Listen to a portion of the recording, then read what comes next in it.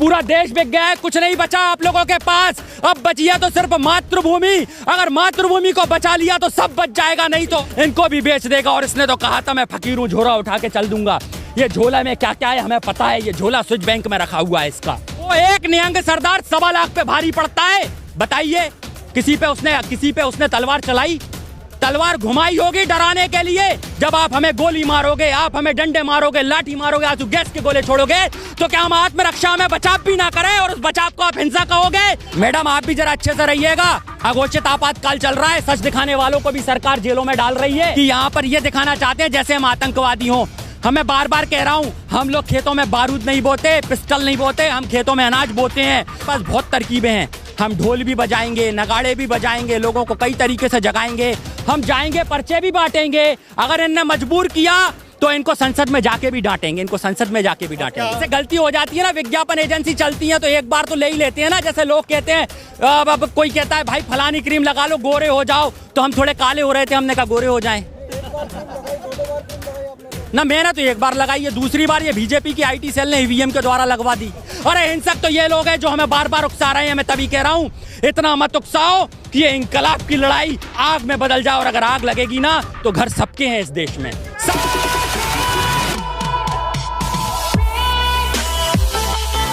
और जब लोगों ने मुझसे पूछा था इस विषय को लेके कि भाई साहब क्या सरकार डर गई है, जो उसने 26 जनवरी परेड की बात कही है, तब मैंने कहा था सरकार डरी नहीं है, सरकार कूटनीति करेगी और सरकार कुछ ऐसा करेगी किसान आंदोलन बदनाम हो जाएगा। और मैं आगे के लिए भी आपको सजग कर रहा हूं। अब एक और बात चल रही है खालिस्तान के संग आतंकवाद की। मैं देख लेना, आप इस बात को नोट कर लीजिए, इजरायली असेंबली के पास धमाका हुआ है। और ऐसा ना हो ये साजिश फिर रचे और कई आतंकवादी इस आंदोलन में पहुंचा के इस आंदोलन को खाली करवाने की बात करें, ये कहें कि आतंकवादी इसमें कूद गए हैं और यहां पर ये गोलियां चलाने का प्रयास ना करें, क्योंकि ये किसी भी तरीके से इस आंदोलन को कुचलेंगे। उसके पीछे कारण है क्योंकि वर्ल्ड बैंक से इतना कर्जा ले रखा है, मोदी ने इतना कर्जा ले रखा है कि पूरा देश बेच दिया, आज पूरा देश बिक गया है, कुछ नहीं बचा आप लोगों के पास। अब बची है तो सिर्फ मातृभूमि। अगर मातृभूमि को बचा लिया तो सब बच जाएगा, नहीं तो आपके घर के बीबी माओं की अस्मतें लुटने वाला वक्त आ गया है। जरूरी है आज एक साथ खड़े होना, नहीं तो मोदी इनको भी बेच देगा। और इसने तो कहा था मैं फकीर हूँ, झोला उठा के चल दूंगा। ये झोला में क्या क्या है हमें पता है। ये झोला स्विच बैंक में रखा हुआ है इसका और सारा पैसा इसने वहां रख दिया। इतना बड़ा, मैं बार बार कह रहा हूँ, ये बड़ा भिखारी है जो कटोरा पकड़ कर खड़ा है। देखिए सिख समुदाय ने पूरे कोरोना काल में देश को खाना खिलाया था, पूरे देश को। और ये हमारा भिखारी प्रधानमंत्री उस समय पता है हम लोगों से पैसे मांग रहा था। इसके बाद वर्ल्ड बैंक से 76 अरब रुपए लेके आया था। बताइए क्या जरूरत पड़ गई इन सब चीजों की? आप वो छोड़िए, ये बताइए इंटरनेशनल लोग जो इसमें, मैं मोदी को नहीं छोड़ूंगा, मोदी को नहीं, मैं आपको छोड़ दूंगा, मोदी को नहीं छोड़ूंगा। इंटरनेशनल लेवल पे जो लोग कूद गए इसमें। किसानों का कभी बजट ही नहीं आया मैडम। किसानों का तो जब आया ना तब एक प्रकार से उनका दोहन करने की नीतियां आई। ये बताइए ना, कृषि बिल इसीलिए तो लाया गया है। कृषि बिल का आप पहला चीज तो समझ लीजिए, जमाखोरी।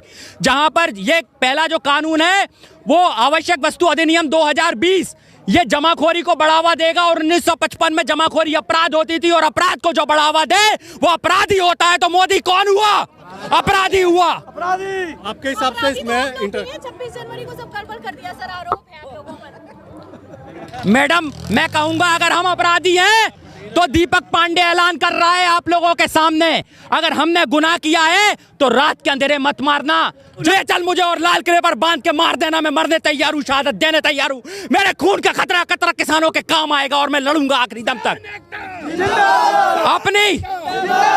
अपनी सांस की आखिरी लय तक इस काले कानून को वापस कराने के लिए लड़ूंगा।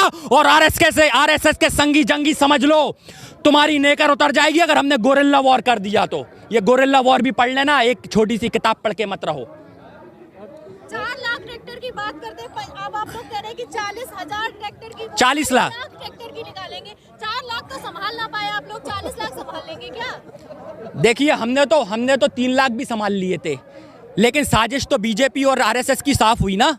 भाई मेन स्ट्रीम मीडिया तो जो दिखा रहा था उसने वो करके दिखाया। आप बताइए रैली पूरी सफल हुई? किसी ने रैली में यह दिखाया कि हमारी रैली में जो 3 लाख ट्रैक्टर में से 100 ट्रैक्टर जो वहां गए होंगे वो भी आप तय रूट पर बैरिकेड्स लगाए, आपने लाल किले की ओर लेकर गए, पुलिस वाले भी लेके गए। आज जवान और किसान को आपस में लड़ाने का काम करा इस सरकार ने, और लौटने वाले रूट पर आपने बैरिकेड्स लगा दिए। मैडम मैं ITO पे ही था, मेरी टांग में भी 3 डंडे पड़े हैं और मैंने भी वहां पर कई लोगों को बचाया अपने साथ में। इसके बाद में 2 दिन क्या कहते हैं वहां से आया नहीं था।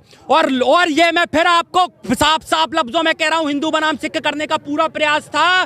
गोली भी और डंडे भी बिल्कुल सिखों को देख के ही मारे इनने।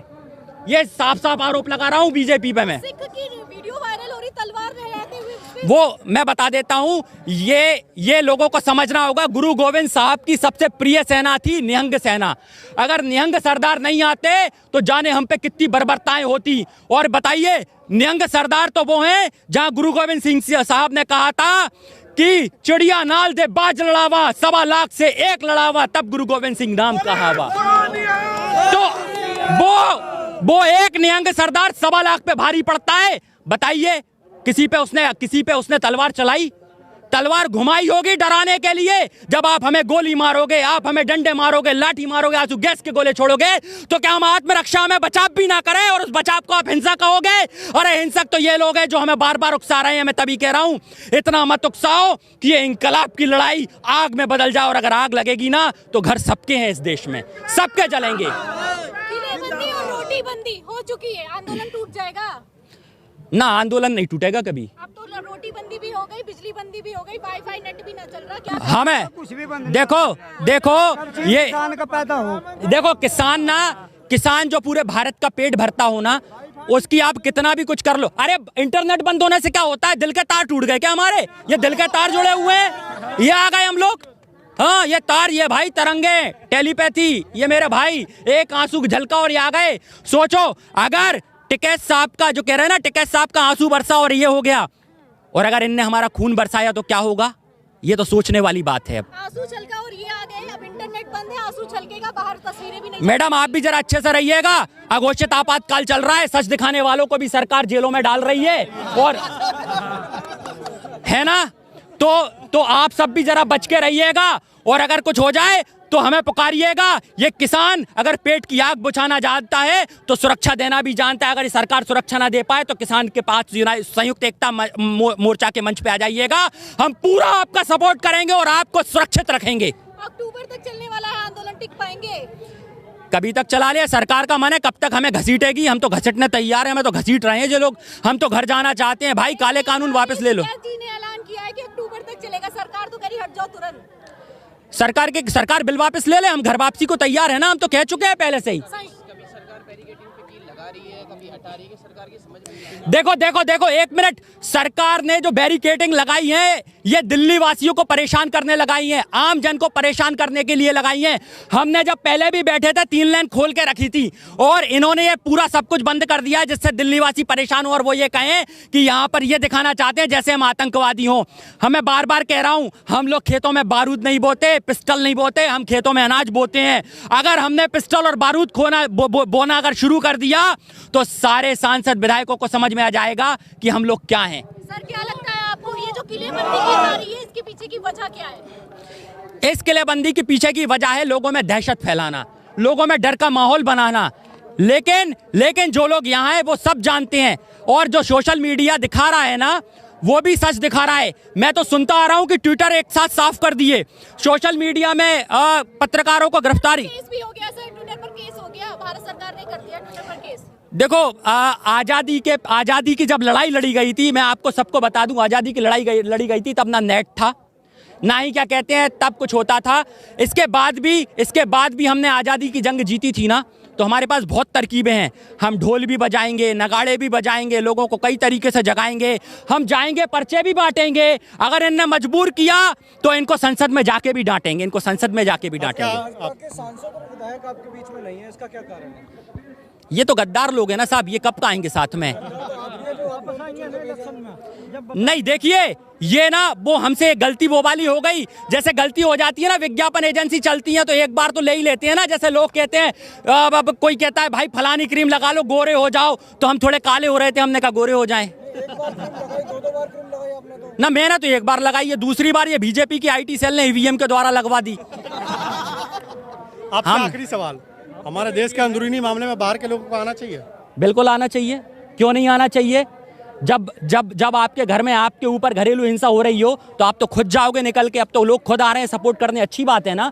बताइए, घर की महिला पे जब हिंसा होती है, घर के लोगों पे हिंसा होती है तो वो खुद जाते हैं बाहर रोड पे। हम तो रोड पे गए भी नहीं बाहर लोगों के पास, अगर वो खुद आ गए हमारे घर में हमें बचाने तो इससे अच्छी क्या बात है यार। ये तो होना चाहिए। यही तो कहते हैं वसुदेव कुटुंबकम, संपूर्ण धरा हमारा परिवार है। अब परिवार साथ में आ रहा है तो इन्हें क्या दिक्कत है। ये तो आरएसएस वाले भी कहते ये हैं। कह रहे हैं ना कि हमारे बाहर के लोगों को नहीं आना चाहिए, हमारा अंदरूनी मामला है ये। अरे तो- अंदर के लोग हैं जो विदेशी, निहाना ने ट्वीट किया तो अंदर के लोग, कंगना ने फिर कह दिया आतंकवादी देश भेज रहे चीन वालों से। उसको विदेशों में फिल्म नहीं मिल रही है इसलिए कर रही है वो ऐसी सब बातें। उसको विदेश, दीपक पांडे, विदेशों में उसको फिल्म नहीं मिल रही है इसलिए कर रही है। मैं आपको पहले भी बता चुका हूँ बहुत सारी बातें। आखिरी सवाल है, हाँ। 6 फरवरी की क्या तैयारी है? 6 फरवरी को जो हमारे संयुक्त किसान मोर्चा का फैसला है, जहां जहां है खाप पंचायतें, जहां जहां अपने जिले स्तर पर जो जक्का जाम करेंगी 3 घंटे के लिए वो करेंगी। और जो आगे संयुक्त किसान मोर्चा का जो निर्णय होगा वो सर्वमान्य होगा। और इसके बाद मैं कहूंगा आखिरी सांस तक मैं काले कानून के विरोध में खड़ा रहूंगा, आखिरी दम तक लड़ाई लड़ूंगा। और जब तक ये काला कानून वापस नहीं हो सकता तो मैं तो वो क्रांतिकारी हूं कि आखिरी दम तक इन्हें चक्के चटा दूंगा और इनको इनकी नानी याद दिला दूंगा। और गोरिल्ला वार भी करना पड़ा तो मेरे पास इतनी टीम है, गोरिल्ला वार कर आऊंगा।